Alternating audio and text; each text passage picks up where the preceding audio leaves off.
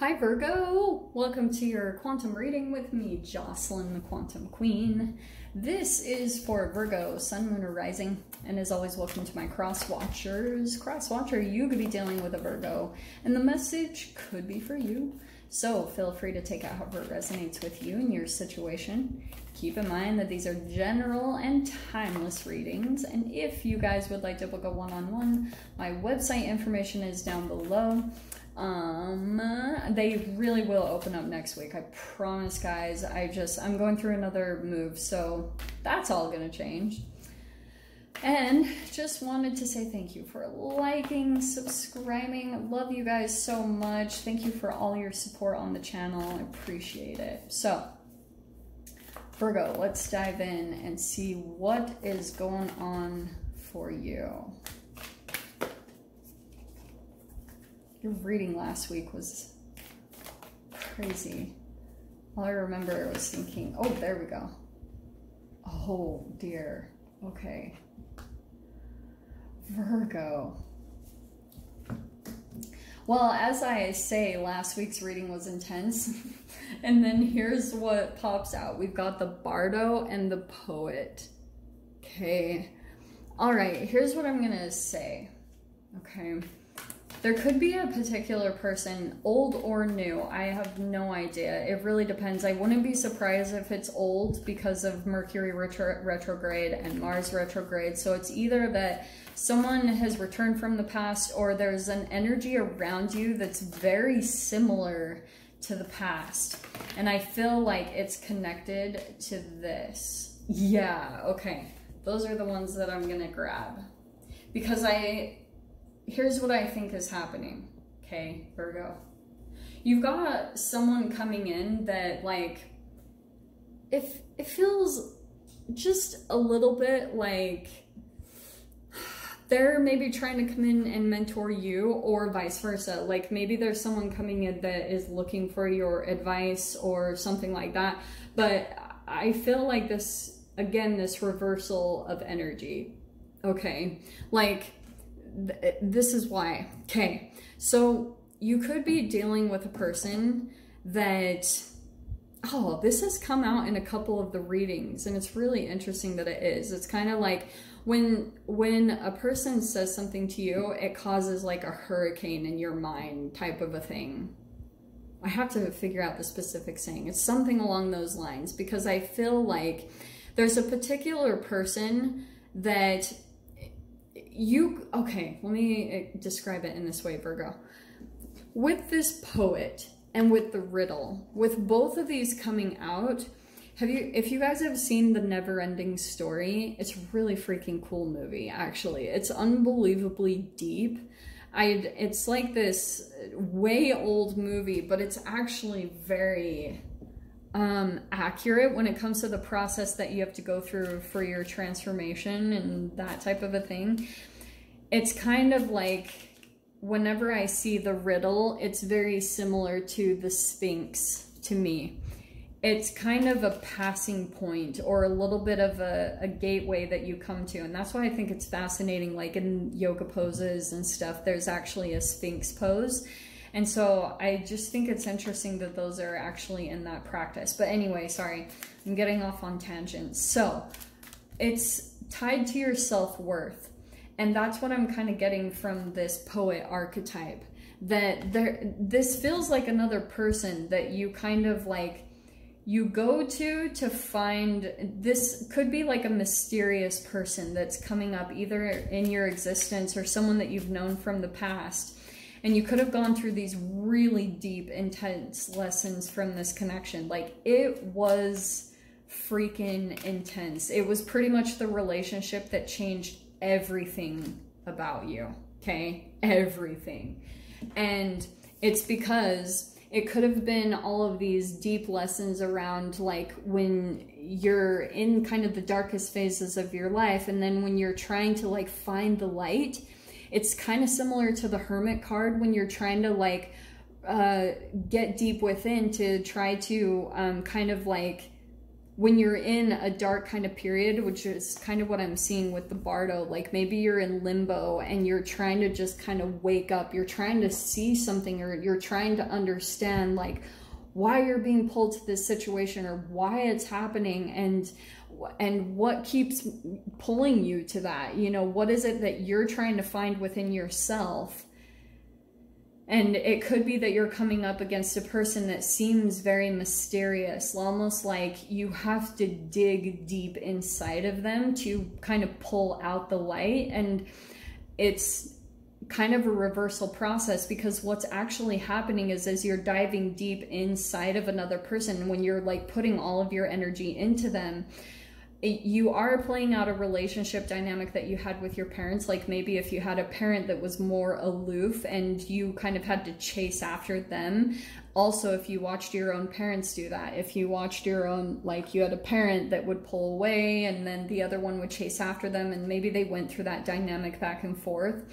That could have been something that you've done in some sort of relationship. So I feel like the gist of this, and part of the solution to this riddle, is that you're learning not to chase people, like not to dive in. And if someone is seeming kind of like distant, you're just kind of like, I'm going to leave that there, because it's kind of like, yeah, you might find some sort of light within yourself, but you don't always have to go through these deep, dark, intense processes to find the light of yourself. Like it's kind of like, but that's sometimes what we go through as humans, to try to find the light in ourselves. Sometimes we think we need to kind of unconsciously have another person that's going to pull it out. Like if we give someone enough of our energy, that we're going to be able to find the light that we're looking for inside of ourselves, or the healing that we're looking for ourselves inside of someone else.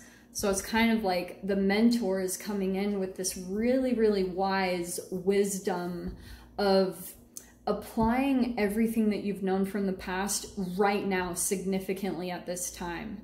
It's kind of like everything that you've learned from the past is kind of going to take a lot of deep application right now, right here, right now.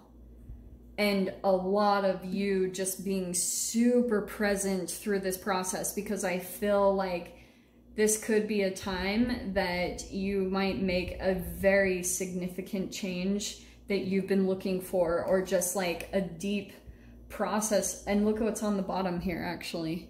We have the Wheel of Fortune. Everything is about to really turn in a very significant way. So if you've also been feeling like things are kind of in a limbo and you're trying to find like a way out, or just to see the light in everything that's going on in all the craziness in the world right now, just watch what we do as humans, because this is usually when we pull out the most amazing things, is during these crazy times. Also, you guys might be mentors and you don't really know it. Like it could be that you're coming to a point of coming out and communicating the things that you know, becoming some sort of mentor, and really applying your life experiences and maybe giving advice or something like that. You could totally do that, just FYI. So the very first card, which I love, is the Nine of Pentacles. Maybe deciding that could be starting a business. So maybe you guys are considering like becoming a mentor. I'll just let you know, it's a very deep transformative process if you do that, because you become like a teacher and a student at the same time. It's really amazing. And we've got the Devil overhead. So there's still a little bit, those are perfect together, because that's codependency and independence right at the very get-go, okay? We've got the Four of Wands. This could be in some way connected to some type of relationship or a commitment, maybe even a marriage for some of you guys. In the past position, we have the Queen of Cups. Could be dealing with a Pisces, Cancer, Scorpio, but there's some emotional connection you have with a person. We have Two of Wands. Planning, letting go of something that doesn't light you up anymore. Yeah, and Six of Swords. Look at this.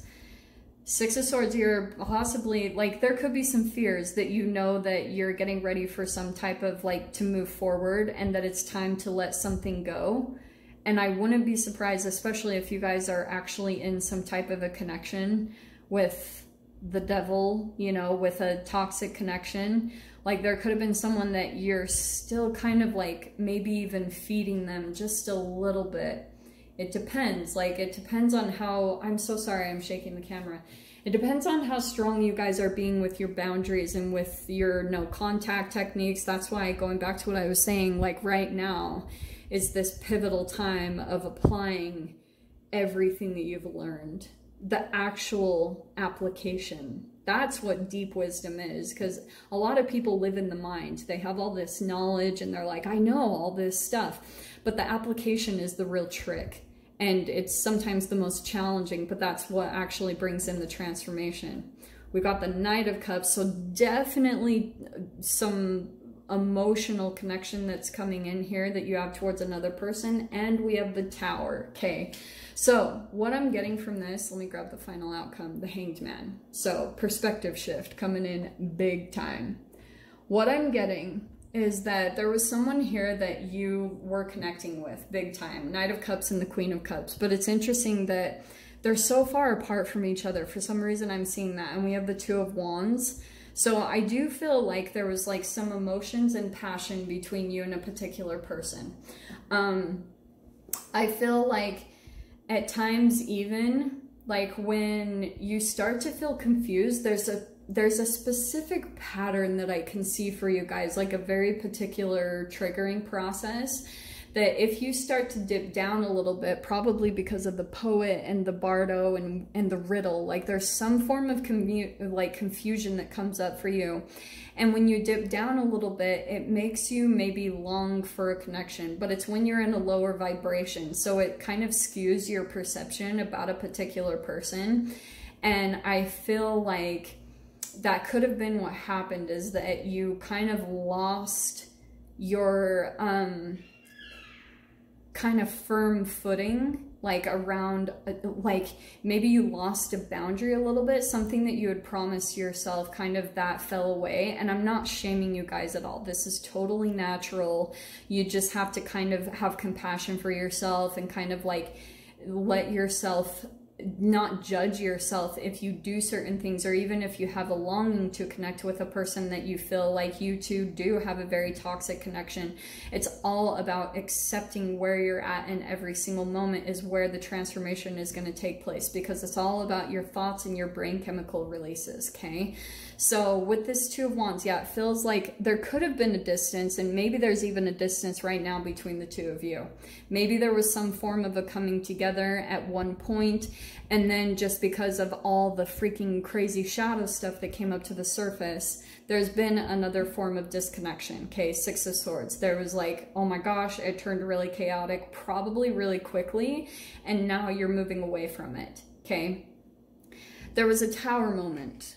And I feel like, especially the fact that this is coming in the mind, I feel like there were a lot of realizations that came in that you saw, that like the real Tower moment came because you thought maybe you saw it being a different way, and maybe there could have been a little bit of some self-deception on your end, that you were like telling yourself that this was going to be better than what intuitively you knew the reality of what it was, what you and this connection would be. So the Tower moment, it's almost like, yeah, you could have had a Tower moment of based around your mind, based around like, but it was based off of a false foundation. The Tower card only comes in to really reveal a perception that isn't accurate at all. It's like, it's not true. And that can happen a lot in narcissistic relationships, obviously, because when you start to see beyond the love bombing and the grandiose image and the whole fantasy that comes up at the beginning that makes you pull away, and that could have been through all the emotions, like there could have been a lot of like emotions expressed from the other person, and it's because like, honestly, Virgo, I feel like this person was just going off of you completely. They were just, it's mirror neurons. Like we do that naturally as humans. You have that, like that's entanglement at the core. So this person was just coming in and trying to like, that was the foundation, and the codependency behind everything really is how they could have had parents as well, and maybe this is you as well, but that expected them to be a certain way.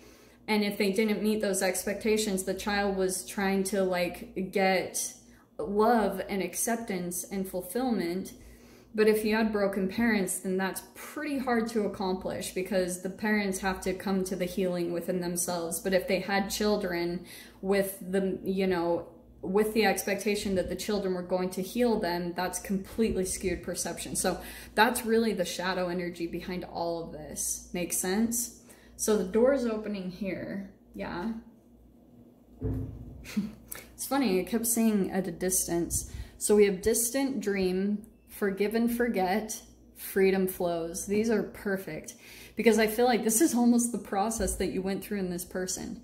It was like this distant dream. There was maybe a little bit of a longing. It says the distance calls your heart to roam free. As you dare dream it, so must it be. Forgive and forget. So I feel like that's maybe the process that you're having to go through with this person a little bit. A ritual cleansing of pain and lies. Arise and awake and see a new sunrise. I feel like this might come in very quickly, because once you get this perspective shift, you're going to just be like in acceptance. You're like, this is what it is. I can't change it, and I can't change the person. They can only change themselves. And then that surrender kind of puts you into freedom. So don't hold yourself back from worldly freedom. Dream grand things for divine sacred reason. So there's a lot of freedom that's actually going to come in. Really a lot of beautiful shifts, but I feel like you might just go through a little bit of the painful letting go process, and just kind of like the new perspective shift that you have to adjust to once you see the tower moment, or once you've really like seen everything for what it really is. Okay, but I'll dive into the extended. We'll see whatever else wants to come out. So Virgo, if you guys want to join me over there, feel free. Go down below, click on the Vimeo link, and I'll see you over there. But Virgo, if this is where we leave things, sending you guys so much love, wishing you all the very best, and I'll see you in your next reading. Take care.